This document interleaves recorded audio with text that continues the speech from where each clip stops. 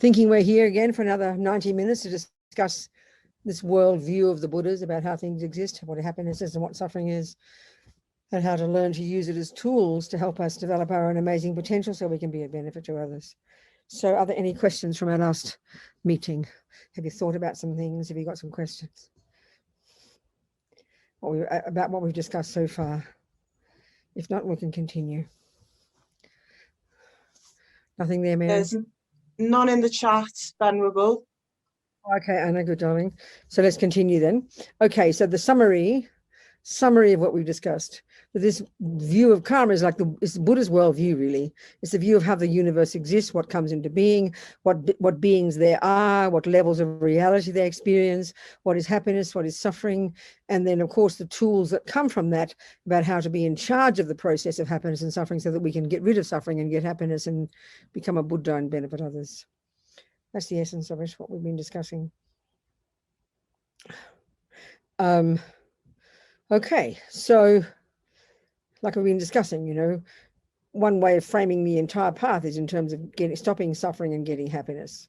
Another way is stopping ignorance and getting wisdom.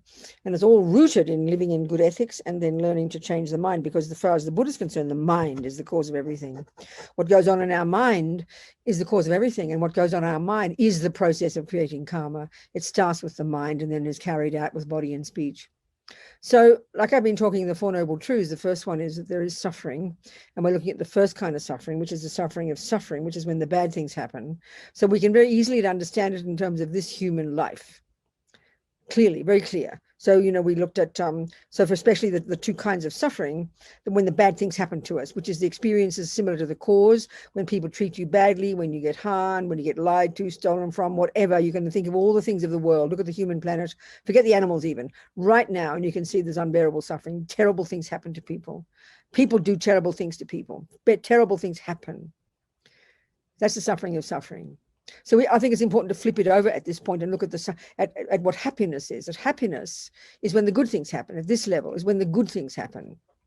We're just talking at the first level, no complication. So we all know about that too. But interestingly, when we think about karma, when we hear about karma, we only seem to understand it in terms of when bad things happen, which implies we don't think there are any causes for good things. We just think, oh, well, good things should happen. And you only ask the question when bad things happen. This is a really important point to think about, a really incredibly important point to think about. Because, you know, like I mentioned, I've never yet had a person in all the years I've doing this job, I've never yet had a person who has ever asked me the question, Robina, why do good things happen? This is it's like a joke, but it's not a joke. It's a really powerful point. And we should try to look at what it is in us. In other words, we seem to have an assumption that good things should happen. And so we take them for granted. Like I said before, that question was so good. That person, I forget who it was then, when you asked, you know, is not being bitten by mosquitoes the fruit of past virtue? Rather than, oh, you either get eaten by mosquitoes, which is naughty, or just somehow you're left alone. And we don't think that is anything. It's almost as if life is neutral. But no, every second that we're not being harmed, every second, in other words, that good things are happening. So not being bitten by mosquitoes can be said to be a very good thing. You're not being harmed by sentient beings, you know. If a person who doesn't get any food, they're called suffering, they're starving. So we think, oh, the poor thing, they must have stolen, how terrible. Then you mean they're the cause of their own suffering. But what about if every time you want food, you go down the store, you call up, you press a button and someone delivers your dinner to you? We know the world is like that, but we take it for granted. Think about this, And this is actually, this is pointing to, we should go back into the mind now. This is pointing to these very deep assumptions that come from attachment and aversion. So when we're discussing the mind, you know, we're discussing karma here, which is which is the first scope of practice, the very first level of practice. You abide by the laws of karma. You control your body and speech. Then we go to the next level of practice, the middle scope, and now we can start to look at our mind. So we're going back and forth between these two, because what we do with our body and speech is driven by what's in the mind. We mightn't sort of think that through. If we say it, it seems fairly obvious, but we don't really join the dots, you know.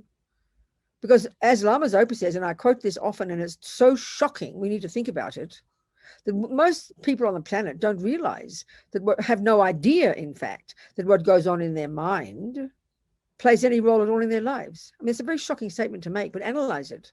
Meaning we're so addicted to the outside world being the cause of happiness and the outside world being the cause of suffering. And we spend our lives addicted to involvement with the outside world, don't we? From the second we wake up in the morning until the second we go to sleep, we're involved in the outside world. And we seem to be this passive recipient or passive responder to what goes on in the outside world. And so we know that anger and love happen, but we don't think that plays a role. We think it's the person out there, the person who was kind to me, it's kind of their fault I'm happy. And the person who's mean to me was kind of their fault that I'm suffering. So we sort of see what goes on in our mind as rather passive. The Buddha's view is literally the opposite, you know. So the thing is, let's look then for a second at this two main of the three poisons. Buddha talks about the three poisons. Sounds so cute. The three toxic emotions. There are thousands of states of mind we have. You know, Buddha divides them into negative, positive, and then these, like I call them, mechanics. So the negative states of mind are anger, jealousy, and all the 97 million other ones we all know about, we're so familiar with. These are all the voices of ego. Put it simply, you know, the Buddhist view is the fundamental delusion in the mind, the fundamental mistake in the mind, the fundamental misconception, the fundamental affliction, the fundamental wrong view deep in the bones of our being, so subtle that we don't even have a name for it in modern psychology or neuroscience, is this wrong assumption about the very nature of our own self. And it's rooted in fear. And it causes us to have this sense of a separate self, which is bereft and lonely, very concrete, set in stone, a victim, not fair, poor me, didn't ask to get born. Lama Yeshe would call this ego way we think of ego as self-pity me. It sounds rather cruel, you know. That's primordially deep. Then on the basis of this ego grasping, it's known colloquially, this ignorance, known as ignorance, is ignorance about finally how the I and everything else really do exist. The consequence of this ego grasping is that there's enormous sense of kind of cut off, bereft. So then the feeling of not being enough, not having enough. This is the energy of attachment. So attachment is the main voice of this ego grasping, this unhappy me. So attachment is this bottomless pit of hunger, emotional hunger, that's always wanting something more, that's never satisfied with what it's got. And then so naturally what it wants is what's out there. That's the first object of observation of our mind, is the objects out there. So because we feel like we haven't got enough, this separate sense of poor me, then we crave for the objects of the senses. That's the first level at which attachment works. That's the obvious level. So we learn to harness that one. But then we start to see the level of attachment much deeper at the level of being this, just as I'm saying, it's the deepest assumption that I must get only the nice things. In other words, attachment is like a junkie that can only stand, only bear, only wants the nice things. It only wants what the fantasy I wants. So we might all agree that chocolate cake could do the job one day, but two people at the table, one might be carrot cake and one might be attachment, and one might be chocolate cake. We know that the objects of this craving are different for all of us. So it depends on our, the karmic connection, depends on their personality, which object it is you are convinced such that when you get it, you'll get happiness. Because we are believing that when we get the object that attachment points out, aha, there's cake, when we get it, we'll get the happy feelings. So attachment is this junkiness that's actually working all the time, not just occasionally. It's there all the time in the bones of our being. And being brutal about it, it's this constant, first of all, it's this constant emotional hunger that's based on the assumption that I'm not enough. So we always want more. And the tragedy is when we do get what we think will be causing happiness, we're never satisfied with it. So keep wanting more. As my mother used to say to me when I was a little girl about food, because that's one of my attachments, the more you get, the more you want. This is outrageous. This is exactly what Buddha is saying. I would think about that, This is what drives us. Another way of talking about attachment, and more brutal even, is, as I said, this assumption. It's an assumption. It's so subtle. It doesn't seem overt. It doesn't seem articulate. It's just an assumption that I must get what I want, which is therefore I must get only the nice things. So this is the assumption. So the assumption is so deep. We assume that only the nice things should happen. That's why we think. So in other words, another way to put it, attachment is an assumption that I deserve the good things. And then when attachment doesn't get what it wants, that second is the arising of aversion, the third of the three poisons. And the volatile level of aversion, and you can see it in some people, is outrageous anger. Shout, yell, kick, scream. How dare my attachment not get what it wants? Panic attack. Some of us have it more mild levels, and this is very subtle here because we don't notice. Annoyed, irritated, upset, frustrated. This is daily. 1,000 times a day we'll say those words and we'll just take them for granted. That's thwarted attachment. That's mild levels of anger. Now, the assumption of aversion is that we don't deserve the bad things. And that's the assumptions of these two states of mind. Now, if we take the view of karma, this natural law that runs the universe, which is that everything any of us ever experiences second by second by second is necessarily the fruit of our own past programming, then deserve, which is the word we use, Buddha doesn't use the word deserve, then whatever we get is, of course, the fruit of what we've done. Therefore, of course, you deserve it in the sense that you created it. So, this is a really good point. I always use a simple example, but listen to it. When you look in your bank account, you never, ever say, how dare there be no dollars in my bank? I deserve dollars. Analyze why you never say that. Because when you say, I deserve it, there's an assumption that it should come from someone else, that someone's doing it to you, because that's the view of ego grasping. The view of ego grasping is this self-pity sense of a poor self-pity me who didn't ask to get born, to whom bad things and good things happen unfairly, there's no logic to it. And we're sitting here living in fear, hoping the good and greedily eating them all up for breakfast and rejecting the bad violently because we feel like this innocent victim who didn't ask to get born. This is the view of ego. It's completely demented. But when you know when you know that bank account is your bank account, then you know what's in it, even if it's nothing. You know you put it there. So you don't talk about deserving dollars, or you never say, why aren't there dollars? You don't say that because you know it's your bank account. It's the result of what you have done or not done. You mightn't like it, but you can't blame anybody else because it's your bank account. Well, even a better analogy for the karma, like a garden. You never look in your garden, and say, who put weeds in my garden? I don't deserve weeds. Think about this. You never say that because it's your garden. Even if all the weeds are there, you might hate them, but you know that they're there because you didn't pull them out. Well, that's your life. Your life is your garden, honey, and whatever is in it, second by second, is the fruit of whatever you put in it. So this is clear why we can't stand this view of karma, because we hear it through the lenses of the voice of an innocent victim who didn't ask to get born, who got made by God or mummy or daddy, and they're responsible. That's why we blame everybody. We blame even everybody for our happiness.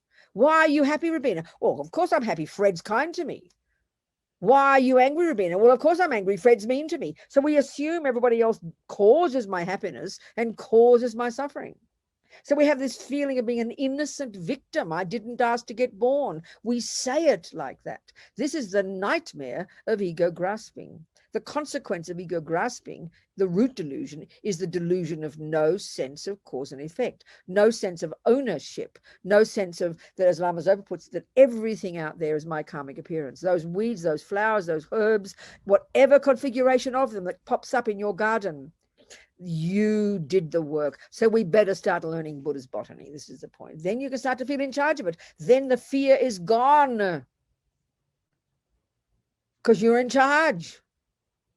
It's so powerful. This is the consequence of living with the view of karma, Nothing to do with blame, nothing to do with punishment and reward, And then you don't use the word deserve, which is so heavy. Oh, you mean she deserves suffering? Don't talk like that. If the flowers are there, you deserve those flowers. You own them. You grew them. And the thing is, with flowers and dollars in the bank, you'll never forget that you own them. You'll never forget that you worked hard for those few dollars. You'll never forget that. And therefore, what's the consequence of that is you won't waste them. You don't even like wasting $1. You get 98 cents worth, you feel disappointed because you know you worked hard for that dollar, and you worked hard to get those veggies in your garden. You would never just chuck the cauliflowers out. Oh, it doesn't matter. Like this. That's what seeing something as self-existent means. It's like you take it for granted. And that's how we think of happiness. We're like these greedy little vampires who just think we deserve good things, gobble it up and demand more. We're like infants. That's attachment. It's the mind of a greedy infant. I'm not being mean. And the point is about this, it's not to blame us, but we should be weeping when we see how this is why we suffer. We should have compassion for ourselves. That's what Buddhists try to tell us. But the Buddhists, the Tibetans and the Indians, they talk in very fundamentalist ways. So it sounds very brutal, you know. Sounds like you just have got to blame yourself and feel guilty. No, responsible is the word, accountable. And then when you realize that, and you can be accountable like a miracle, and then you look at the suffering of most beings, your heart breaks for them because they don't realize. Humans, forget about animals. Most humans don't realize we're the cause of our suffering and we're the cause of our happiness, and we're in charge, and we can be. This is profound when we can live like this. So the assumption of attachment is that I deserve only the good things. So we eat them all up, but we don't. So in other words, we don't think there's a cause. We just deserve them. You better give me happiness, please. Give me more, you know. It's greed. It's so sad because we don't realize we have to create it. And then the suffering, when it comes, we're outraged. How dare that happen to me? I mean, the outrage we feel when bad things happen. This is called suffering. This is what suffering is. I'm analyzing it in a different way. This is why we suffer. This is what suffering is. These wrong assumptions, you know.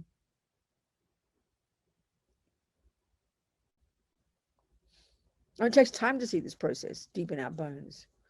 So we change all this, start being accountable, and then owning the good things. And that means never for a second, even if you're just sitting there, wake up in the morning and the food is in the fridge, you know, you'd never waste it. It's like walking out into your garden and seeing all the cauliflowers. You'd remember the work you did. You'll never forget, and you would never waste those cauliflowers. And you'd be humble because you know you worked so hard for them, and you'd treasure every one.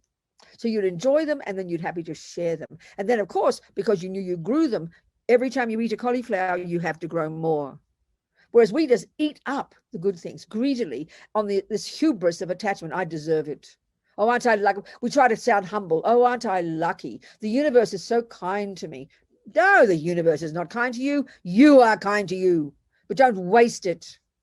That's the point about karma, when it really comes to it, not to waste the good things and to want more. But we don't like thinking this way because we think it sounds like you're greedy, you know. No, be delighted that you got veggies and you wake up in the morning and your health is reasonable, but you negative karma falling on your head. It's the beauty of virtue. Don't waste it. And it's a very dynamic rather than passive. Oh yeah, life's so boring, nothing's happening. You know, no, everything's a second that things are just nice. That's virtue ripening. We just tip it down the toilet, demanding more, please, as if somebody else would give it to us. Nobody, there's no view out there. I mean, you can see the virtue, the goodness in having the view of a creator and loving God and thanking God for everything. That's a wonderful view. That's virtue. It's just not the view in Buddhism, that's all. But that's a good view. This is humility there, and you don't waste it, and you're so grateful to God every day for giving you a good life. Nothing wrong with that. Better than the arrogance of attachment that assumes you deserve it and give me more, and then blame your mum when you don't get it, which is a tendency of the materialist world with respect to us. But the Buddha's view is you own everything. You own whatever's arising. Everything is our karmic appearance. So, okay, we're looking at the very first level, at least to stop suffering. First level, deal with the dramas first, you know. So then we stop causing suffering. So at least we stop killing, stop stealing, taking the ungiven, stop, you know, the 7 different things of the body and speech.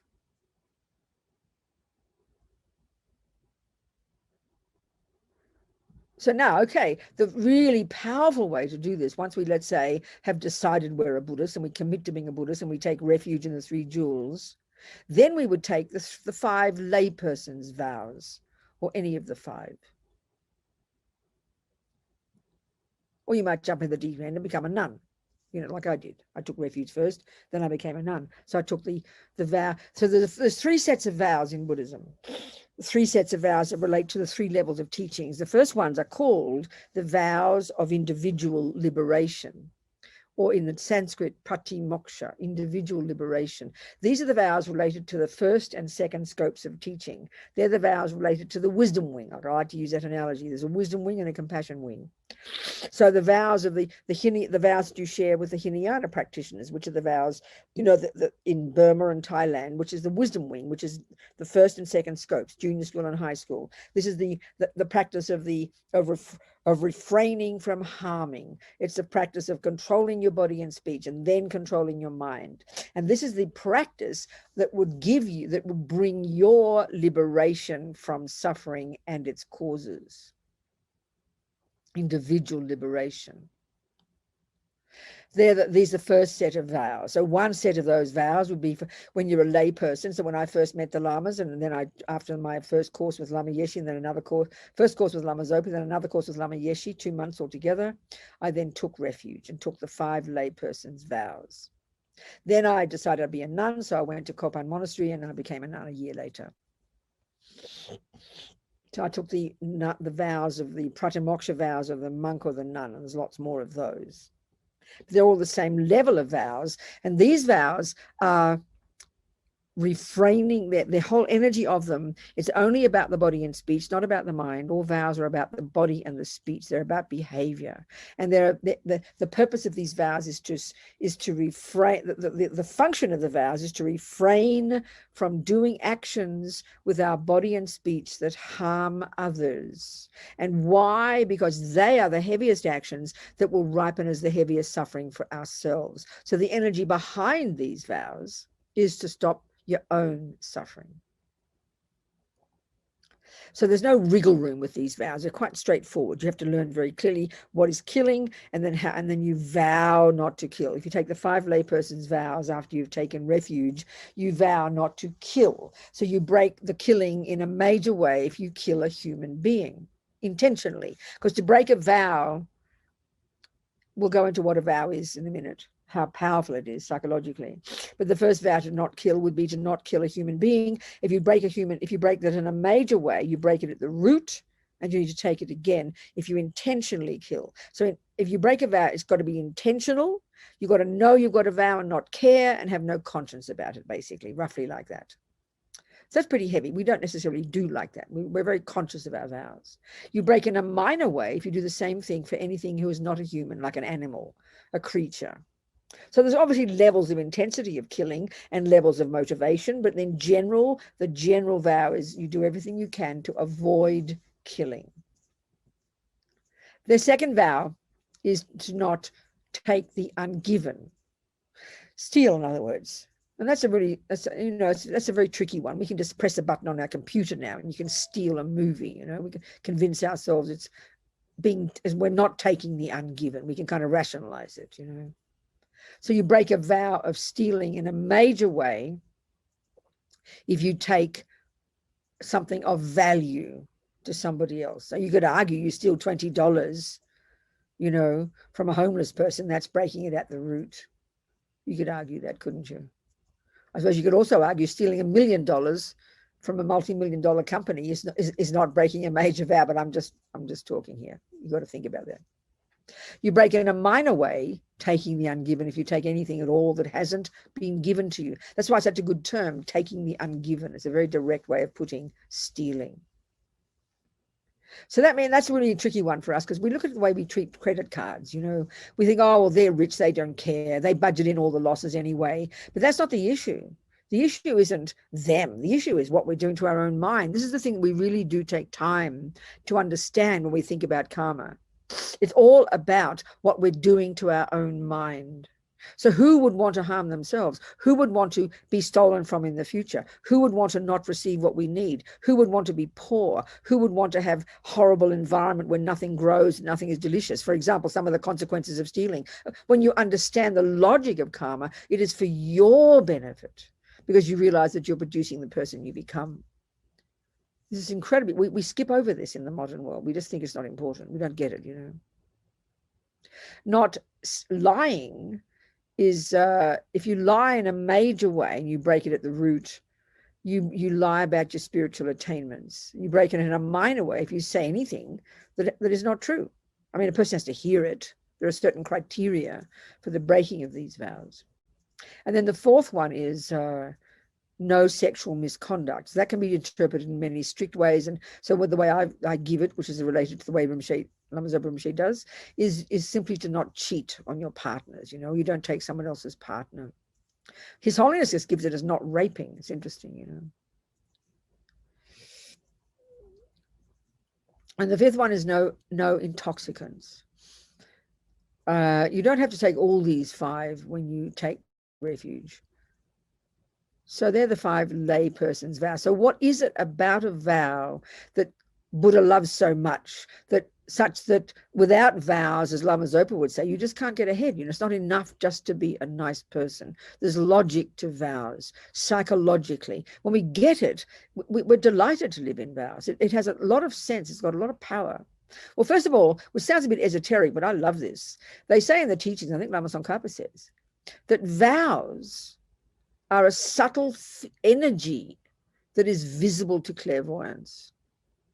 So for the Buddha, living in these 3 sets of vows, the first set of the Pratimoksha, which is related to the wisdom wing, then you've got the Bodhisattva vows, and they're also vows of not harming. They're vows of refraining from harming, but they're more powerful and more expansive because the emphasis here is on doing what is most beneficial for the other person.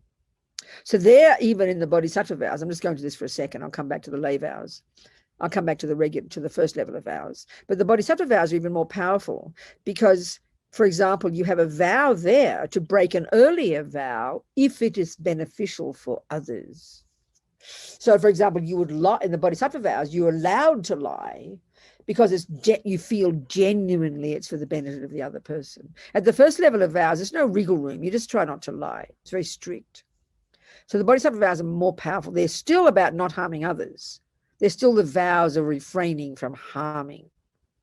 And then you've got the tantric vows, which are the most advanced. That's the highest level. So now back to the power of vows. Lama Zopa puts it this way, and this is really logical. Think about it. Think about this. He says, for example, one person who's doing lots of Dharma practice, but doesn't have a vow merely not to kill. And then you have another person who's merely got a vow not to kill, but doesn't do much other practice. He says, from the point of view of the virtuous karmic imprints in the mind that we need to leave in the mind, the virtuous karmic seeds to plant for the most basic level, the second person creates merit all the time. They're not killing. Every second that they're not killing, even without intention. The power, in other words, the power of vows is such that 24 hours a day, if you are living in a vow not to kill, 24 hours a day that you're keeping it, even when you're not thinking about it, the power of vows is such that the virtuous karmic seeds you're planting virtuous karmic seeds, you're popping virtuous karmic seeds of non-killing, because it's such a powerful action, into your bank vault 24 hours a day. And vows put atomic bombs under those tendencies. So because you see, if we look at the suffering of even those in a human body, the suffering we have at the hands of others, look at it. Being harmed, being lied to. Think of what being harmed by others means. Look at your own life. Even if you haven't been raped and tortured, look at your own life. People lie to you. People don't believe your words. Banks don't give you credit. It's about, if you look back to these fundamental vows of don't kill, when you get sick, that's the fruit of killing. When you die young, it's the fruit of killing. When you get harmed by others, when you get killed, it's the fruit of killing. The environment harms you. You get sick and the food is bad and the water's bad and nothing grows. It's the fruit of killing. Everything roots back to these fundamental vows of harming others, because that is the cause of why we get harmed. Why we suffer. So, doing your practices and doing your mantras and being mindful and saying wonderful, but if it's not rooted in the fundamentals of behaving and not harming others, then there's not much benefit. And so vows for the Buddha are so potent that, as Lama Zopa says, you can't get ahead without them. Being nice is just not enough. And the logic is this: the person who's got a vow not to kill, like I said, 24 hours a day that they're keeping it when they're asleep, when they're walking down the street, not thinking about killing, because there's a vow in their mind stream, this powerful energy in their mind stream, made at the time you took the vows from that person in front of you who represented the Buddha for you, and you vowed 3 times, from now until the time of my death, I will never kill, I will never steal, I will never lie. You put this deep groove in your mind. And you receive this energy. You take it from a person who got it from their teacher, who got it from their teacher, who got it from their teacher. You're plugging into this power source. It tracks itself back through human beings, right back to the time of the Buddha. It's very delicious. So vows, 24 hours a day, you're keeping them, you're ticking over virtuous karmic seeds of non-killing, and you're putting atomic bombs under the tendency to not kill, which then is what altogether purifies. So when you're born next life, you will have only the tendency to never kill, never steal, never lie. You'll have the experience similar to the cause of non-killing and non-stealing and non-lying, so no one will harm you. You'll have the environmental results, so you'll have delicious food, delicious water, delicious air. We create the environment we live in. So that's the power of living in vows. Whereas if you don't have a vow not to kill and not to steal and not to lie, it's only when you think of doing it that you pop a little seed in your bank vault. It's only when you meet the mouse in the kitchen and then you think, oh, I shouldn't kill the mouse. It's only then you pop a little seed of non-killing in your mind, in your bank vault. But it's not very strong because our virtue is not so strong. I mean, we're happy to save one moth. But if you get bombarded by 1,000 moths, I'm sorry, our compassion is out the window. Oh, I can't help it. I have to kill them all. So we don't have much virtue. So therefore, our virtue is very weak, but done in the context of living in vows, it gives us an incredible rocket boost. So it's like insane. You can't get ahead without vows. Try and think of it psychologically, not as religious, you know. It's very powerful. So I want you to ask questions about that if you have any, please.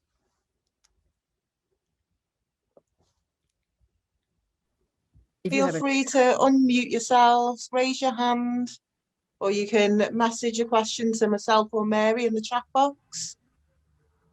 Hello, Robina. Hello there, who's there? Hello, Salo. Hello, Gonzalo, you talk to me. Yeah, how are you? Thank you very much for your, thank you very much for the teachings. Good. I was wondering, living in vows means to having take the vows from a teacher. Is that what it means? I think, okay, put it this way. We're talking about sort of general good ethics, aren't we? Lots of people live in not killing and not stealing and not lying. So what we're talking about is a very specific set of vows coming from the Buddha. That he gave them to his people. They gave them to the next students. The next students gave it to the next students. And so they especially talk about the unbroken lineage of vows. It's got to be unbroken. It's got to be alive, like a living lineage. Otherwise, it just becomes myth. So this, what we're talking here specifically is this set of Buddhist vows coming from the Buddha. Yes. Okay, so it's not like every morning waking up and saying like, I'm not going to kill, I'm not going to steal. It's like... No, that's pretty intense and pretty incredible. It's not being critical. That's amazing. Anybody would think in ethics. Now, that's incredible. But all we're discussing here is the Buddhist approach to this set of vows that are within the Buddhist framework, given a certain way, taken from a certain person, expressed in a certain way.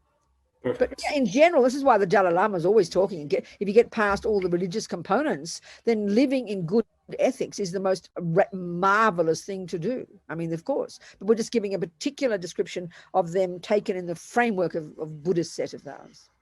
Do you understand?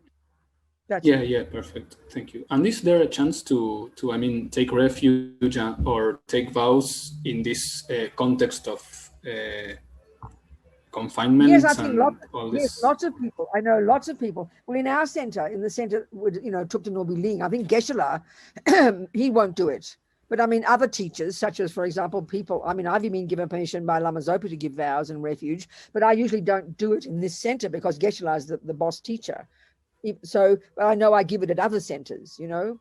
I'm not trying to be mean about this center, but Geshe-la is very traditional and he will not give it overline. He will not give it online. But I know other center teachers like me who've been given permission by Lama Zopa, I will do it at other centers who don't have a resident teacher. So yes, the answer is yes, it is possible. Great. So you have to connect with the teacher you like. The way to do it for you personally, if there are teachers that you like, you need to find a way to communicate with those teachers and ask them if there's an opportunity to take refuge and take the layperson's vows. Great. Do you understand? Okay. Thank you. Yes. We have a question from Tracy and then Stephen in the chat box. Good. Talk to me, Tracy. Hello. Hello, sweetheart. A very quick question about karma. What happens when you have something very terrible in your life and you think, okay, so that is what I had in past lives, and then you have something that is so wonderful, environment, you live in a beautiful place. The only way that I can think about it is that you have a garden and you're growing a flower and you also have weeds. That's it, darling. It's a very simple way to put it. We can see that life is multidimensional. I mean, you know, for example, you can have the best relationship in the whole planet with one sister, but live in hell with one colleague at work the same day. So we can see we have different connections with different people, and we have different karmas. Of course, absolutely. It's the simplest way to put it. It's not one-dimensional, Tracy. We can have lots of different karmas ripening, as just exactly as you said. Yes, exactly. That's perfect, Tracy. Who was the next person, Anna? It was a question from Steve Copland. Steve, yes, Koppelman. Steve, sorry. And it asks, okay, Steve. What good. about compassionate killing? Example, putting an animal down who's suffering terribly. Is this Steve's question? Your question, Steve, is it? Yes, it is, Venerable Robina. Okay. So let's analyze the action, okay? This is where we get into more details. It's very interesting. So like I said before, a complete action of, let's say, in this case, killing, would be an action in which, one, there is a living being. Two, the mind involved in that, and that's the intention to kill. So far, that's exactly what's happening with your pussycat, let's just say, you know, example for some person. But then the motivation. Now, we can see, can't we? Most of us who kill our animals, and the veterinarians who kill the animals, it's not out of anger. It's not out of a wish to harm. We can see it's out of compassion. And as your question expresses it, it's very clear that the motivation is compassion, because in the normal world, in the materialist world, we see the suffering of the pussycat, or our grandmother for that matter, and we think the suffering is terrible. I must stop their suffering. That's the way we think. And it's so far excellent, nothing wrong. Of course, to have compassion, to want to stop someone's suffering is fantastic, Steve. So then, of course, now we get the Buddhist view, which tells us that that consciousness of your pussycat or your grandmother will continue and take another rebirth after it leaves that body. And the fact the karmic process is described in detail. The process of death is described where the karmic seed in the bank vault of a little pussycat or the bank vault of your grandma is the particular karmic seed that will cause their next rebirth, coming from the bank vault of your pussycat, their own actions. That seed is triggered before the pussycat stops breathing. It's a very detailed description of the process. So we're all got millions of karmic seeds in our little bank vaults, right? Positive and negative. Now, the difficult part is at the time of death, it's described again in detail, you know, I think you've been at the teachings for this. There's thousands of these karmic seeds in the mind, but the process of death involves, as the process starts, very powerful grasping kicks in, which is intense attachment, which is very fear-based. This is every being. It's just a natural thing. This intense grasping kicks in, and that grasping is a trigger that triggers the karmic seed. So if the grasping is really strong and the fear is really strong, and we can't know about that because we're not clairvoyant, unless your grandmother or the pussycat, then that grasping is the trigger that will trigger a negative seed that will then be triggered, and then will throw that, as they say, throw the pussycat's mind into an even worse suffering rebirth once the mind leaves the body. So that's a strong possibility. We can't guarantee it won't, but at least we can do, this is the Buddhist view, because we're not clairvoyant, because we don't have the wisdom to see all the karmic seeds our grandmother or the pussycat have created,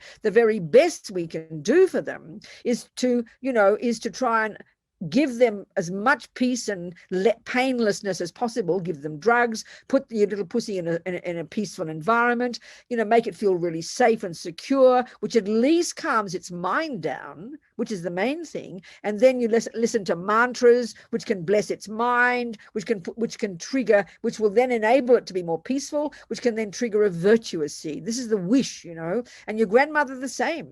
So because the thing is, it's not a question of, oh, you're naughty, you shouldn't kill. Is because we don't have the wisdom to know with confidence that at the time we kill them, a virtuous karmic seed will be triggered, which will give them a decent future rebirth. So because of that, we do as much as we can to make their death peaceful. And that's one of the most precious gifts we can give. And often we can see, because the default view in our materialist world is, oh, yes, it's suffering, so it'll stop suffering when it dies. But here we've got this added component about the mind continuing. So there's ways of helping a person die that is very compassionate and is kind and can help their mind become peaceful. This is the main thing. And if their mind is peaceful, then that will trigger a virtuous karmic seed. That's the approach. Do you understand, Steve? Thank you, Venerable Robina. And just as a note, New Mexico passed a statute just this session that allows a Death with Dignity Act, they call it. Yeah. But it actually allows, you know, somebody who is terminal, yes, with certain conditions, that they can actually give them drugs to stop their life. I understand. And it's becoming more and more common, isn't it? Everywhere. I understand. So it's for the Buddhist one, it's quite a tricky one. And this is the logical, but it's not moralistic. You shouldn't do it, you're naughty. It's because we don't have the wisdom. So of course, it's all based upon the assumption that the consciousness continues, Steve. And that clearly is not the materialist view, you know. So on the face of it, it is very compassionate. I mean, it is because, you know, indeed, we do have the right over our life and death. Of course we do, because there's no creator. We do have the right. But I remember His Holiness one time when he talked about women have the right to have an abortion. Of course we do. It's our body, you know. But like any decision we make, it needs to be based in the wisdom of the likely consequences. So this is the Buddhist view of the likely consequences. So when you factor that in, it's a very different scenario, you know. Thank you very much, Venerable. Okay. Thank you, Steve. What else, Anna, sweetheart? Is there anything there? Brian has a question. Okay, good. Brian. Hello, Venerable. Hello there. Talk to me, Brian, darling. So I have a question, something that's I live on the West Coast and we have issues with termites everywhere. It's a very common problem because most of the construction is with wood. So this happens every day. You see buildings, you see houses tented to get rid of the termite problem. And, you know, I've had to do it a few times. So the question is, it's very practical. You don't want to kill, but then your house might fall down. So how do you view that? No, it's a really tricky one. All we can, I mean, it's like anything. All we can do is be informed. If we take the Buddha's view, listen to it as carefully as we can, and if we wish to factor it in, no one says we have to. If we wish to factor it in, then first, I mean, whether it's the ants that, I mean, in Santa Fe, for example, that last house I lived in, you just live with ants all the time. You live with the ants. All kinds of ants come and live with you and enjoy the food, you know. So you've really got to develop a whole different attitude. I mean, you hear these wonderful stories about the Tibetans. I mean, they generally speaking didn't kill because they've got this is their culture, that, you know, that, I mean, some of them eat, you know, they kill a couple of yaks, I think, and that's about it. Now things are so different because they don't, you know, forget the yaks. But I mean, they would even save a worm. They would never kill an ant. And that's why in Tibet in general, there was no mass killing. There was no imbalance of the environment. You didn't kill insects. You lived with your insects. So I remember you live with your mice, you live with your cockroaches, you live with your, so of course in our materialist world, everything's so out of whack, so out of balance, so berserk, you know, it's like you can't get in control of it. It's insane. But in Tibet, you just didn't have that. And so I remember this one Lama, when he did his retreat for several years, a long retreat, Geshe Rabten, in his little kind of poetic text that he wrote about his retreat, he talked about, in his simple little hut up in the mountains in Dharamsala, he talked about the families of mice, how he'd observed the way they lived and how they were so cooperative. And he had these wonderful stories of how they just very funny, wonderful little creatures, how they lived and managed to get their dinner and everything. And then he said the only way he could stop the mice from tickling his head while he meditated was to wear a hat while he meditated. I mean, can you think of that approach to life? It's so completely different, you know. I know in Dharamsala too, when you live up there in the rainy season, all these spiders and creatures come out. And so you just learn to live with them. You do what you can to avoid them. But there's, you know, among the Buddhists, and certainly the Tibetans are still, I suppose, and anybody who tries to be a Buddhist, you develop slowly this attitude that you don't want to kill. So then you do all sorts of preventative things, you know. So I don't know what the preventative is for termites. I've got no idea. But what I'm getting at is, I'm not trying to give a simple answer. There's no simple answer. I'm just talking in general, the whole approach, you know. So I know that, but the other thing to think about besides preventative, first of all, my feeling is we are so intelligent in our culture, we're so brilliant intellectually, that once we decide to do something, like when you decide you don't want to kill, you've made, let's say your person's made the decision, I don't want to kill. So then once you've decided that, that shifts everything. That changes your view to the creatures who live in your house. It changes your view to the ants and to the rats and to the cockroaches and indeed to the termites. And so then you've tried to look for, and I think there are lots of this, you've tried to find ways to get to the root of the problem. And I'm not saying there's the root of the problem with termites. I'm not saying there's a solution. I'm just talking. You find ways to do everything you can to avoid killing. I mean, given the fact anyway, don't forget, Brian, that we're just by existing, we're killing. Our body is a walking zoo. Even if we eat vegan, the food we eat has caused the death of millions of little mice and millions of little creatures. You can't avoid it. We can't live there thinking we're holy saints because we eat vegan. No way. We just, by existing in this nightmarish samsara, we harm each other. It's the nature of the universe. So all you can do is, what I'm getting at is another point here. It's more subtle. If we decide, let's say you become a Buddhist and your person takes refuge, a person takes a vow to lie, to not kill, does not kill, sorry, that completely kind of starts to shift the way you see life. And then when the more you understand karma, and the more you realize that if you do meet termites, or you do meet a rat, or you do meet ants, you more and more realize that they're your karmic appearance. You've got some karma with these sentient beings. It's not just some accident. So those termites think it's their house. I mean, they think it's their dinner, right? That's what they think. So we've got some strong, intense karma with those particular termites. They're your termites, honey. They're not just termites in general, because every sentient being we meet, we have a karmic connection with that sentient being. That one mosquito who takes your blood, I know it sounds hilarious to us, you've got a karmic connection with that mosquito. And then that means if they're harming you, then you've harmed them. So when we take the view, this view, you see it differently, then you're trying to find methods to do everything you possibly can to avoid termites in the first place. And then also, this is another aspect that's more subtle that we would never think about, but this is absolutely fitting with the view of karma. When we start to talk about purification. So the purification of karma is the first step would be, for example, is to regret the harm we've ever done. And if you think of those termites, when you do this first step in purification, which we'll talk about, maybe it's going to be tomorrow,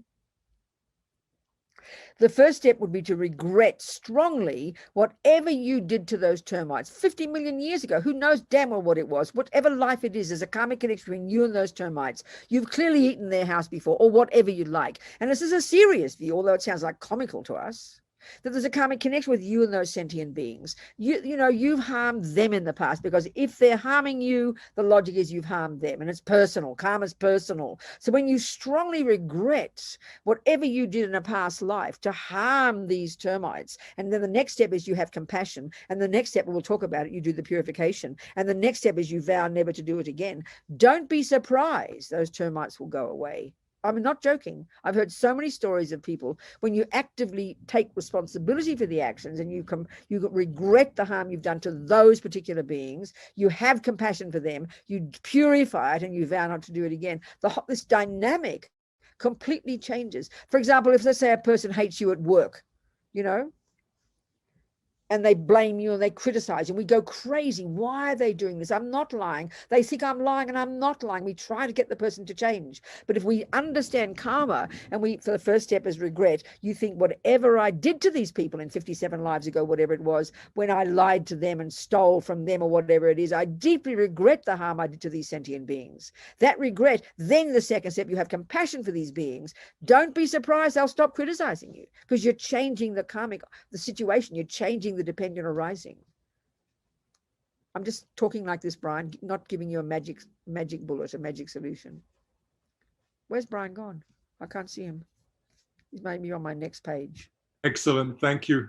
So it's the view brings you to a different approach to it. But the purification one I found is very powerful. I mean, I remember even one time, I remember a guy years ago in Australian prison. He happened to be Aboriginal, and he was being eaten alive by all the mosquitoes, the mozzies as we call them in Australia. And he started having all this compassion for the mosquitoes. Please, brothers, please go away. Please, didn't have a violence towards them, didn't want to harm them. And I mean, there's so many stories people talk like this, And he said the mosquitoes stopped biting him. I mean, I'm not trying to say it's cosmic. I mean, it could be. But when we understand the karma, that everything that happens is personal, and everything that happens, we can shift it and change it. So, I mean, God knows what you do about termites. I don't know. I mean, what's the logic of termites? What's their source? Where's their little family start with in your house? I mean, how do you get to the root of it? I don't know. It's hard, But this approach, there's different, Anyway, Brian, there you go. Some food for thought, darling. And that's why if you meet any termites, or even if you're going to give, so the food for termites is the house itself, isn't it? The wood. I see. Anyway, there must be methods. I guarantee if you start Googling it, there's going to be methods. Kind people who don't want to hurt termites. I bet they come up with some solutions. Who knows? But the purification one is kind of powerful. I really think that. I've got a feeling, Anyway, thank you, Brian. It's good, such a good point. What else, darling people? Anything else there, Anna? None in the chat box. We have one question from Mary. Okay, good, Mary. Talk to me. Which Mary? Well, thank you, Anna. I wasn't going to ask this, but I'll ask this. Mary, talk to me, sweetheart. It's environmental karma question. Yeah. I had an accident in the mountains 8 years ago. I fell off Machu Picchu and I have a back injury. What's Machu Picchu? It sounds like a horse. Well, it's a big mountain in Peru. Oh, a mountain. When you fell off it, how far down did you fall, Mary? I don't know, 200 and something feet. Good Lord, you didn't die. That's pretty amazing. Well, that's what I really haven't talked about this with anybody too much. But I lived. A lot of people don't live. People die there. I would guarantee you'd die. What did you land on? What happened anyway? Go on, tell us. I landed on a ledge. My God. What were you thinking as you were falling? Yeah. What were you thinking as you were falling? Pardon me? What were you thinking as you were falling? I'm just interested. It's an interesting experience. I was actually thinking I was going to be paralyzed. You're thinking that thought as you're falling in the sky. Yeah. That's interesting. You didn't think I'm going to die. No, I was thinking I was going to be paralyzed. Wow. Okay. So you fell. So what's the question, Mary? It's very interesting. I just wonder, did I have some karma with Peru, or did I have karma by not Peru, darling? Nothing to do with Peru. Of course, you got some karma with a piece of land, but the whole point is, sweetheart, you did. I mean, there's a story of a young Tibetan nun that I met in Kathmandu in the hospital I had to go to just to get a brief procedure a couple of years ago. She was 26. She was in a helicopter with 6 other people in the middle of the forest in the mountains of Nepal. The helicopter burst into flames and everybody else was disintegrated into nothing. She fell out of the plane into a tree, landed in the tree. Her robes were caught in the tree and she fell on the ground. She was conscious. She looked to the left and there was her telephone. She picked up her telephone and there was a line. She rang her father and they sent people, and 10 hours later they saved her. So, honey child, she didn't have the karma to die. Same as you. That's all. So simple. Your petrol tank of non-killing hadn't run out yet. So aren't you fortunate? Do you understand? That's it. Thank you. Suffering you experience is due to your past karma, but you could say it wasn't a complete karma of killing. You didn't die, How amazing. So then you're making the most of your life now. How marvelous. So that's the karma, that's the answer karmically. You didn't have the karma to die. I mean, look at that young nun. It was like a miracle. Everybody else disintegrated. There was nothing left of them anywhere. And she landed in a tree, which obviously broke her major fall. She broke every bone in her body, then fell on the ground, had her tights on so she didn't freeze to death, and she rang her daddy. I mean, it's like a miracle, but it's not a miracle. It's due to virtuous karma that she didn't have the karma to die in that particular case. All the conditions didn't come together for her to die. Whereas you know that you can just trip over the step at your front house and you can die. So if the karma, or even, you can have the karma to die so strongly. A friend of mine went to Los Angeles to help his daddy die of cancer. Well, his daddy got better. They were having a party. Next morning, he died of a heart attack. So if the karma is strongly there, and don't be superstitious. Karma just means seeds in the ground. The seeds are there so strongly that you die another way, Do you understand, Mary? Yes, thank you. And thank you, Anna, for giving me courage. Absolutely. My goodness. Wonderful. So let's continue with the vows, okay? So, Gonzalo's question was very good because so many people live in ethics. This is what His Holiness. He's really into what he calls secular ethics. He doesn't say to people, you got to go and take a vow, Gonzalo. He doesn't say you got to go meet a Buddhist monk and take a vow with them. He just says live good life, because virtue in its nature will only bring happiness, can only bring happiness. So it's the natural, it's like ethics, good people, a good communist, a good whoever. But it happens to be, as I said to Gonzalo, we're talking about the particular approach in the Buddhist teachings, taking the particular set of vows coming from the Buddha, tracking through the people in an unbroken chain since the Buddha. So that said, this is the Buddhist approach to living in vows. That's all, So, like I said, there are 5 layperson's vows, which you take once you've taken refuge. These vows, you would only take them once you've taken refuge, Often it's given at the same time as the refuge ceremony, and sometimes it can be given at another time. So then, of course, with these vows, which is subtle, as I said to you, Tsongkhapa says, I think there's a subtle physical energy visible to clairvoyance. Vows are so potent psychologically. And I've got a feeling that makes sense, yourself. Let's say I've got a relationship with a boyfriend and you just like each other. And then one day you decide to formalize it. That's very powerful for your mind. And that's called a vow, isn't it? Okay, they call it marriage, whatever you want to call it. Even if between the two of you decide you're going to invite a bunch of friends, you get dressed up for a party, you look at each other and you vow to each other, I will not this, I will do this, I will do this, and I will do this. It's obviously more powerful than if you don't state it like that. And this is the point about the psychology of karma. Okay, this is a good one. This is a good example. Let's say Gonzalo has a mouse in his kitchen and I have a mouse in my kitchen and Mary has a mouse in her kitchen. 3 scenarios.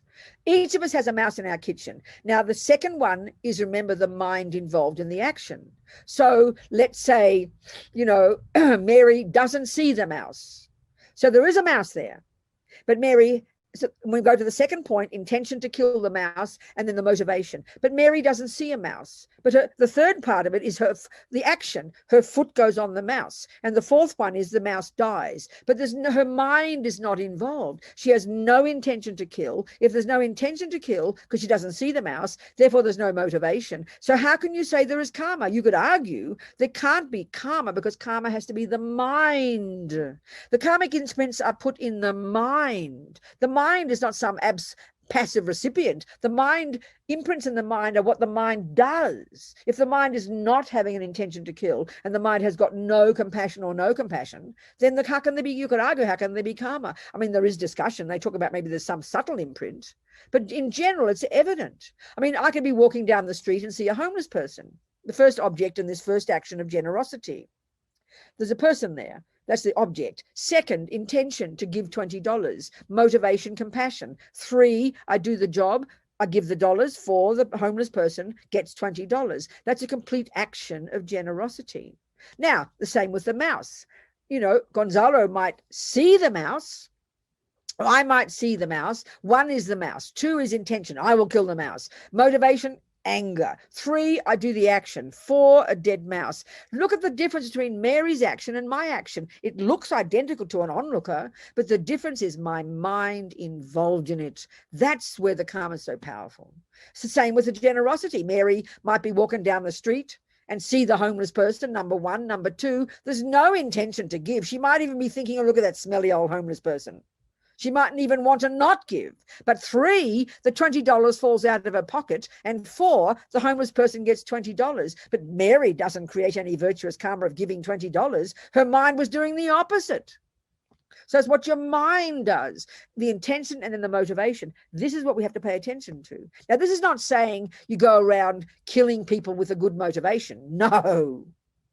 Because you can even see with killing your pussycat that your motivation was, and this is a really good, let's just discuss it further, Steve.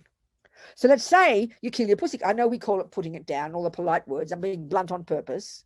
But let's say you decide, because you're a materialist and you've got the view that the pussycat is suffering, and it is suffering, and you do have compassion, no doubt. So listen to this. So 1, there is the pussycat. 2, your mind involved. Intention, I will put my pussycat down. 3, and then the motivation, compassion. You can't, the suffering is terrible. 3, you get the job done. You get the vet to do it. 4, the result, a dead pussycat. So now, for you, that's fine. You could argue that your compassion, because you see the motivation is what colors the whole action. So the motivation of anger when I kill the mouse is what makes it so negative. Here, the compassion, let's say to Steve, whoever, is really compassionate. You really are weeping at the thought of the mouse suffering, and you really believe that when it dies, its suffering ceases. So your compassion is fine. Karmically, for you, you're okay. But you should ask the question, I wonder if I did actually benefit the pussycat. So, of course, the Buddhist view would be there is no certainty, like I said before, that the pussycat didn't go from the frying pan into the fire. You cannot be certain, unless you're clairvoyant, that a negative karma of the pussycat was triggered because it died with such fear, let's say, and then it went from a much worse suffering rebirth. So from that perspective, you haven't benefited the cat at all. But of course, we don't ask that question in our culture because we just have an assumption that its mind stopped. So we've got to look at these things, So 1 is your role.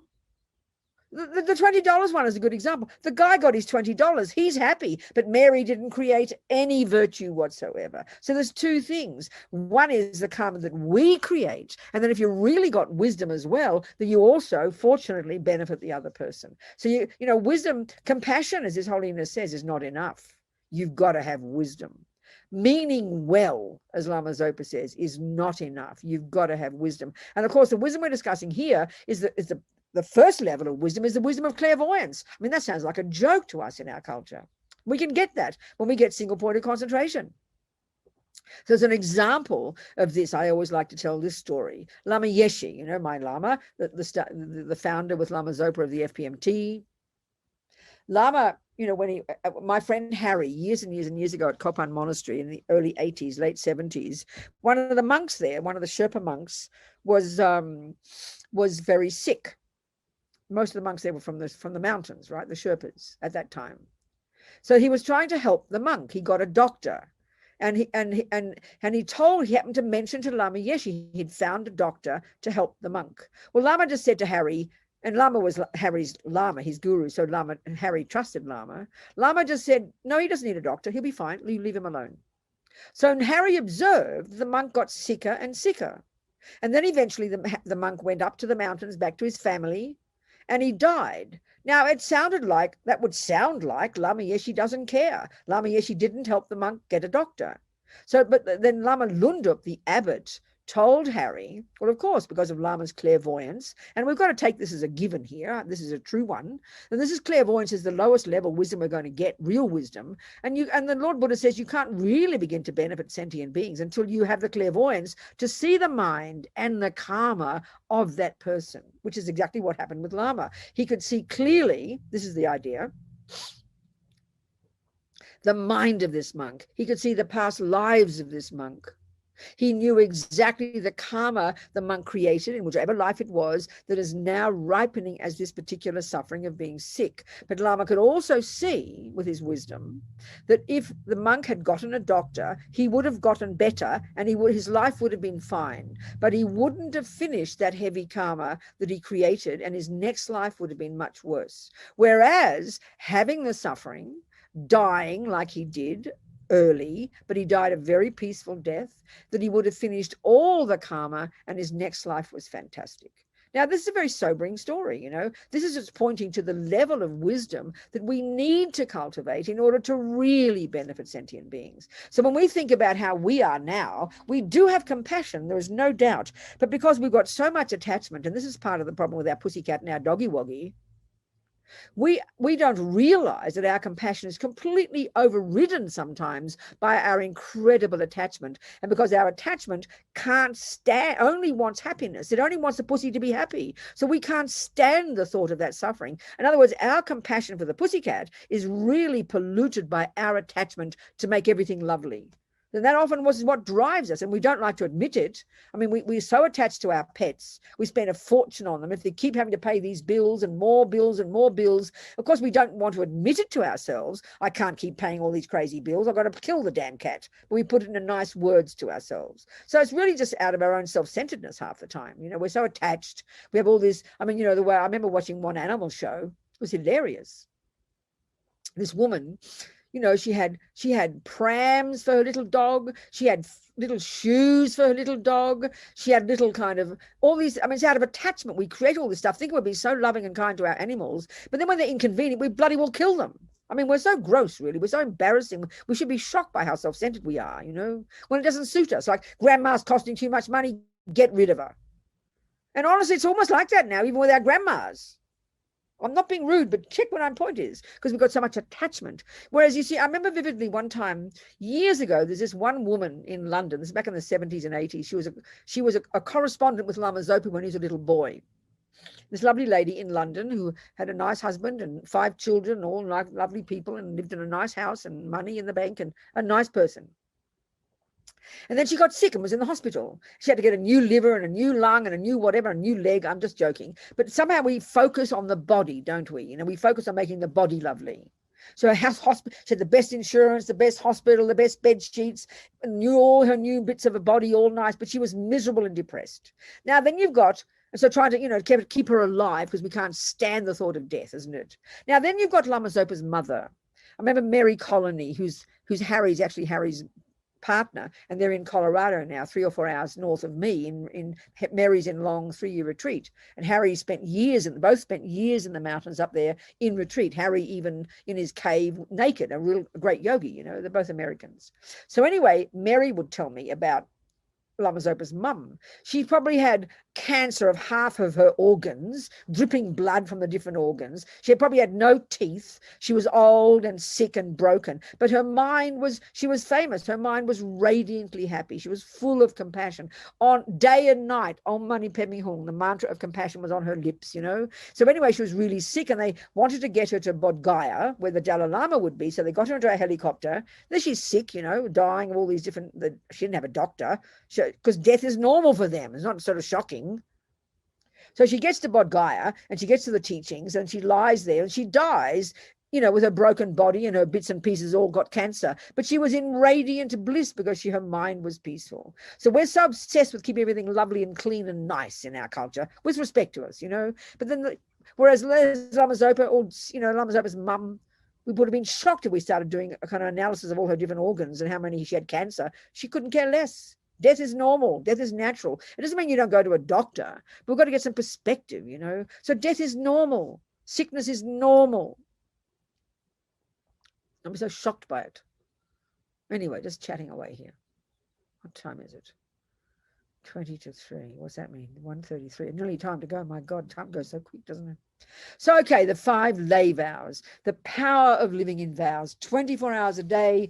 You're ticking over virtuous karmic seeds of non-killing, non-stealing, non-lying, non-this and non-that. And they are the cause, very minimum, of one, getting another human body, and two, getting a really good life within the human life. You'll have health. You'll have the four results of not killing. Just one. The four karmic results of not killing. One, you'll get a human body, like winning the lottery. There are billions of sentient beings. I haven't even gone into all the realms of existence yet. There are billions of sentient beings. A tiny percentage is human. And the humans are the best of a bad lot. At least we have access to our virtue. It's the miracle of a human body. So how do you get a human body? By programming your mind in non-harming. By programming your mind in virtue in the context of vows. And you purify every day, which we have to talk about tomorrow. So then you will get a human body. And in that human body, you have a mind. And in that mind, you will have no thought to kill. You'll have no thought to lie. No thought to steal, no thought to rape and, misuse based on sexual attachment. You'll have control over your body and speech because you've practiced virtue in the living in vows. In other words, you've really practiced strong piano 8 hours a day. Don't be surprised you're good at piano. It's like, duh, Two, you will have three, the third karma. First of all, you get the human body. Second, you get the good tendencies to not kill, not die, not live, not all those things. Sorry, I'm getting confused. Three, you will have lovely relationships with other beings. The termites will not eat your house. The cockroaches will not eat your, put shit in your spoon drawer. Your husband will not cheat on you. The boss will give you a job and will admire you. People will believe your words. You won't be lied to. You'll get credit in the bank. You'll have money in the bank. You'll have leisure, and you'll want to practice virtue, and the environment will be delicious. Do you not want this? Minimum. Well, create the cause, honey. Stop causing the opposite. That's the purpose of vows. It's psychologically logical if you take the view of continuity of consciousness. And you take the view of the law of karma that drives your consciousness. That's it, people. Purification has to wait till tomorrow. So we've got 15 minutes to go. Haven't we, Mary? Haven't we, Anna? Is that right, darling? Yes, Venerable Robina, 15 minutes to go. Okay. So are there more questions on this topic? Anything about karma now? Just discuss. Good time just to talk questions, please. Ask questions. Open it all up. Ask me some questions, please. Kimberly, you've got a question, have you, darling? Or are you just thinking there? Okay, sweetheart. Anybody got questions? Nobody? Come on. Yes, good, she's got one. Go on, you go. Talk to me. All right. So this is kind of a personal question, but I was wondering about what you said about karma from a previous life and the monk who was sick, and Lama Yeshe decided or knew that he would be better off finishing that karma. Yeah. I've wondered too about karma and if I'm finishing off a negative. Of course you are. There's no question about it. This is the logic of it. This is the logic of it, Kim. If you've got something that you have, and I know about it, then it is obvious that it's the fruit of your past actions. And so by having it, and this is what the miracle is, darling, look on the planet, people suffer, right? But they don't think of it as purification. They don't think of it as the result of negative actions. They just think it's not fair and how dare it happen to me. So it increases more negativity. But at least if you've got suffering within the framework of understanding karma, let's say, then you can learn to deal with it and learn to see it in a different way. And then you can learn to use it, to recognize its unbelievable, powerful purification. It's like putting atomic bombs under negativity, and how marvelous that it can happen when you're conscious, not when you're just miserable and angry and blaming and not fair and why me, which is the terrible suffering of how so many people suffer when we have terrible sickness.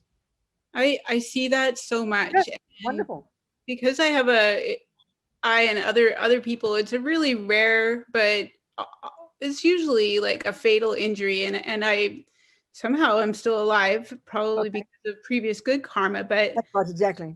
I'm supporting other people on groups who are not getting access to medical care. I went through it too, and they're suffering from the injury, and I can't do a lot about that, but I see the psychological and emotional anguish. Exactly, darling, exactly.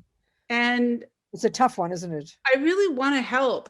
I really see people that are angry. Yes. They feel like doctors are purposely writing bad things in their file. And so they're dealing with reputation. It's so painful. And I just was wondering about any advice when I'm talking to someone who is in agony spiritually. I understand, darling. I mean, all you can do is have the wisdom. Kim, all you can do, darling, based upon, first of all, your own understanding. You can't blurt out the Buddhist teachings to people. That's arrogant. But all you can do is based on your own understanding, according to where you're at with your interpretations of Buddhism and karma, which help you, let's say, all you can do is have empathy and compassion. And that you've got to know a person's mind before you help them. I mean, maybe you'll discover one of these people has got a lot of faith in God. Well, you help them work with that. You encourage them to have faith in God. You encourage them to know that God has a plan. You can't say that to a person who doesn't have faith in God. So you've got to have some wisdom that knows their minds. But sometimes you can't make it all go away. You can't make them perfect. Or the best you can do, what I'm really saying is be loving and empathetic and just listen to them and be loving and kind. And the more wisdom you have, the more you're able to say the words that might help them.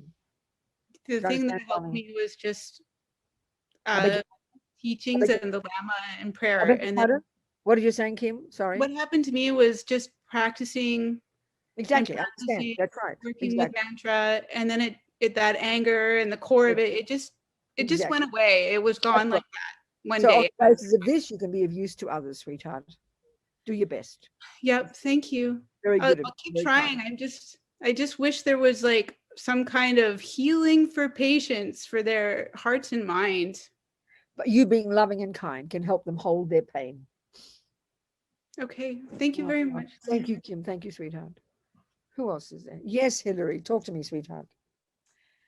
Yes, well, I was wondering if you have anything to say about this. I had the strangest and most amazing experience of my entire life that I've never been able to tell anyone about, but I thought this would be a good time to talk about it. I had the opportunity to, to meet His Holiness the Dalai Lama in Dharamsala at his home. Yes. Yes, and it was, of course, unbelievably auspicious and so grateful. But something happened. I walked up to him, and I didn't expect to do this, but I took his hand and I said, Kundun. And I put his hand to my head, and all of a sudden I had this strong electrical feeling in my body, and I knew that I had said Kundun. I had said that to him so many times. I see. Okay, I understand. Yes, exactly. I understand. Yeah, and I was just, I had electrical charge after that. Yes, I understand, darling. So what's the question? No question. I'm wondering. Oh, okay. It felt like some insight into like many lifetimes of maybe being around him. It makes sense. It makes sense if you think of karma, doesn't it? Obviously, there's a connection, and you did that out of spontaneous devotion, and then the connection. Obviously, yes, of course. I mean, if you said even Kundun, which is that means presence in Tibetan. That's how they refer to His Holiness, Kundun, the presence. So clearly, it's that, of course, darling. So whether you've got the tendency to want to kill somebody, or whether you have the tendency to want to in relation to His Holiness, each of them in their own way tells you the karma you've got, so clearly, yes, of course, darling. It's very wonderful. So treasure that and delight in it, and then just reiterate your wish to continue to practice and never give up, so you can become like His Holiness, isn't it? And keep Him in your heart. I mean, He's your guru. Clearly, He's there. You can have more gurus than one, but clearly there's a connection. So you hold that very specially. Very special. Thank you for telling us, Hillary. Thank you. Never waste it. Don't waste it. Nourish your heart with it. Perfect. Thank you, sweetheart. Thank you, darling. What else, people? What else? Robina, we have a question in the chat, which is around the Mahayana precepts on the 26th of May. Yes. Victor is asking if you could talk a bit about that, please. Oh, okay, very good. Thank you so much. Okay, so the 26th of May is one of the holy days, one of these fairly kind of powerful days in the Tibetan lunar calendar, okay? Let's have a look at the calendar. It's one of the lunar calendar, as you know, is a different configuration from the calendar that we have. So it changes every year, and these astrologers work it out, and it's kind of, they have 1 month, 2 month, 3, and then they have 20 up to 28, sometimes 29 days, sometimes in each calendar. So the 26th of May is the 15th of the Tibetan lunar calendar. And the 15th is always the full moon day. The 30th is always, or the 29th, depending, they change every time, is the new moon day. And then certain days in the calendar are said to be very powerful for karma. You know, the influences of the subtler physical energies of the environment play a role, you know. So the 15th is a full moon day. And on this particular one, it's the day that we celebrate the birth and the enlightenment and the parinirvana, the passing away of the Buddha. And it's also a lunar eclipse. So this is said to be super powerful. So as Zopa Rinpoche says, this is from the calendar that we started it in 1999, actually, when I was doing Liberation Prison Project. We started it, we started in Mandalay, and then we took it over the Prison Project. We started doing it. And now the Prison Project still puts the calendar out, but you can get it from the fpmt.org. You look up Dharma dates and you'll get it there, or you can buy the calendar yourself. But what it describes is, let's look at the auspicious days, see what Rinpoche says and the astrologers say. So the birthdays and anniversaries of the holy beings, so the karmic results are on these particular days are multiplied by 100 million, as cited by Lama Zopa Rinpoche in the Vinaya text, Treasure of Quotations and Logic. So days 1 to 15 of month 1, which was back in February, I think, that was the special days of miracles, they call those. And then day 15 of month 4, which is now, they call it Sakadawa, month 4. Or Dawa means moon, so it's the 4th moon. We celebrate Lord Buddha's birth, enlightenment, and parinirvana. And then said to be, it multiplies the merit we create on these days, they said to be. It's sort of like, it's like sort of certain days you get extra, you get kind of multiple percent return on your investment sort of thing. I mean, I just use the simple analogies. So on these days at the center and the other centers, Rinpoche requests us to do certain activities. So what are we going to do on that day? What are the practices? Anybody looked up on the calendar? What are we going to do on that day? I think I'm supposed to be leading it. I don't know. Let's have a look. TNL. Hang on. What are you going to say? You're leading precepts at 5:20. Okay, so very good. So one of the practices we do is there's this particular set of vows that on the face of it look like and sound like the lay vows, the pratimoksha vows, but they're within the Mahayana because the motivation is compassion, is bodhicitta. So they're said to be very powerful, and Lama Zopa loves this practice. And but you take them for just 24 hours. So that in general, the purpose of living vows are like this. Okay, more to say about vows. A good way to think about vows, we usually think of it as something that's put on top of us to squash us, you know. But like I said about before, when you think of all the laws, all the vows you have to learn. Okay, vow is a decision to refrain from something. Now, if you list the number of things that you have vowed to refrain from when you drive a car, you will have a list of hundreds. Think about this. But you don't complain. You don't say, oh, who's going to tell me what to do? I'm not going to do what I like. I can put the foot on the accelerator at the same time as the brake. Who do you think you are to tell me what to do? No, the vows of how to drive a car help you become a better car driver. Guess what? Duh, you know? So you learn them happily, otherwise you'll die. Well, the same here. These are the practices the Buddha's recommending that you do to turn yourself into a marvelous person.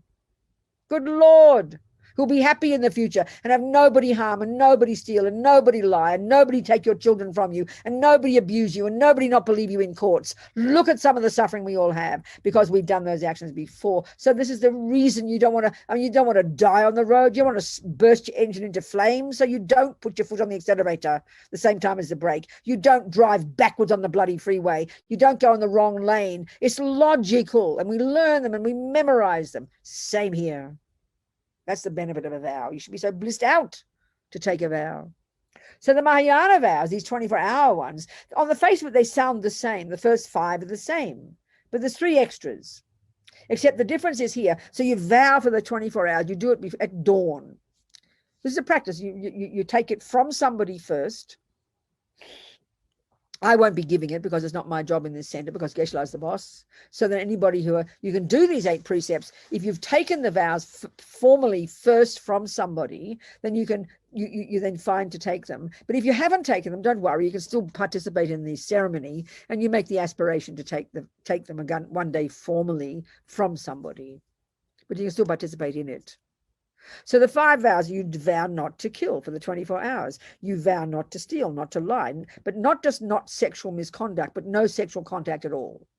And remember, the purpose of the vows here is to refrain from letting your crazy body and speech be driven by anger and delusions and attachment. So it's a sensible thing. You're harnessing your energy. It's like you go to learn tennis. You vow to not do a million things so you can be the best tennis player. Same here. You're turning yourself into a virtuous person, into a moral person, into a person which will bring you happiness. So the vow, and then the extra 3, you vow to only eat.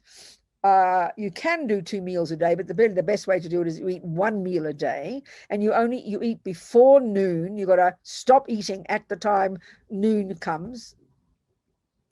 As soon as the church out here rings its 12 bells, you put your food down. So you got to start eating early. When I do precepts, I like to have my main meal as my breakfast, so I eat early anyway. So then, and you vow also, because this is coming very much from the Indian tradition of really trying to harness your sensory energy. So you don't eat any of the foods that are said to be kind of energizing, like you don't eat meat, you don't eat onions, you don't eat garlic, you don't eat, no, they're the things, like those things to calm your senses down. So you have 1 meal, and then afternoon you can have drinks, but you can't eat anything that turns, basically putting it bluntly, that turns into caca. If it's solid, some kind of solid food, no solid foods afternoon. Sometimes you can have your 2 meals a day, have your breakfast and your lunch, but a nice way to do it is have 1 meal a day. And you also vow not to wear any jewelry. In other words, you don't adorn your body. You kind of keep silent and quiet for the day. Not silent, but your body, you calm your body down. You don't wear your lipstick and your perfume and your earrings. You don't also vow not to play music, because you're trying to control your senses for 24 hours and live in virtue. And it's said to be very powerful because it's within the framework of the Mahayana. And it's for 24 hours, from dawn on the first day until dawn the following day. So any questions about that? Yes, Kim. Just a little bit of karma here. On that day, I'm just learning about this now. I didn't know about it. My electrician is coming to put 200 amp service in my house, and he's cutting off my internet for 24 hours. No choice. So my main attachment. What's so sorry, what? My internet is being cut off. I know. So what's your question, Kim? It's no question. It's just remarking. What are you telling me? Oh, I'm just asking that if it's. You ask a question. What's the question? It's not a good question. Please, sweetheart, talk to me. I just need to be clear. What's your question, precious girl? I think I was excited because you were saying that this is a day to refrain from our... Yes. So what's the question, precious girl? I don't have a good question. I can't form... There is a question from it. So what's your question, darling? It'll help everybody else. What's your question? What time did your electricity go off? It will go off on the 26th. At what time, sweetheart? In the morning. What time? 8 a.m. Good. So you take the precepts at 5 a.m. So you're fine. Okay. How wonderful. Are these are the lay vows, the precepts? No, sweetheart. I just told you they're called the 8 precepts, the 8 Mahayana precepts. They're different from the lay vows. I said that before and I didn't say it clearly enough, so I'm very sorry. So I'll repeat it. I said before, these are like, the face of it, they're like the lay vows, the pratimoksha, but they're in the framework of the Mahayana. So they're called the 8 Mahayana precepts. Precept and vow mean the same. But so that the vows are to not kill, to not steal, to not lie, to not have any sexual contact, to not take any alcohol or intoxicants, to eat just 1 meal a day before noon and eating not those kinds of foods, to not sit on, another one more is not sitting on high beds. The framework for that in Buddhism, among the Tibetans, is that there's this very strong thing. The higher you are hierarchically, the higher your seat. So you sit on a high seat is kind of like arrogance. So not to sit on high beds and not to listen to music. That's the 8 vows, and you can take them at dawn, and then you can very happily live them, and that's marvelous. So then there you go. Well done, Kim. Anybody else? Nothing in the chat. Okay, good. All right. Well, then we can finish, and we can talk about the next part of the first stages of practice, the junior school, the entry level, the first component, the first part of the Lam Rim, the lowest scope of practice, abiding by the laws of karma, controlling our body and speech, which is the first level of karma, to protect us from future suffering. This is the logic. It's like giving up sugar so you don't get diabetes. And then even more powerfully living like that in the framework of keeping vows of good ethics. And then even more than that, purifying, which we'll talk about tomorrow, this marvelous practice. As Lama Zopa says, we're insane not to do it every day. This would complete. So if you can have a practice that you've taken refuge, live in the vows, and then do the purification every day, you can sit back and relax and be blissed out that you're living an amazingly powerful, useful life. And anything else on top of that is a bonus, I tell you. So we'll discuss all that tomorrow, the purification tomorrow, okay? Thank you, dearest people. Much love. Jang Chub Semchog Rinpoche.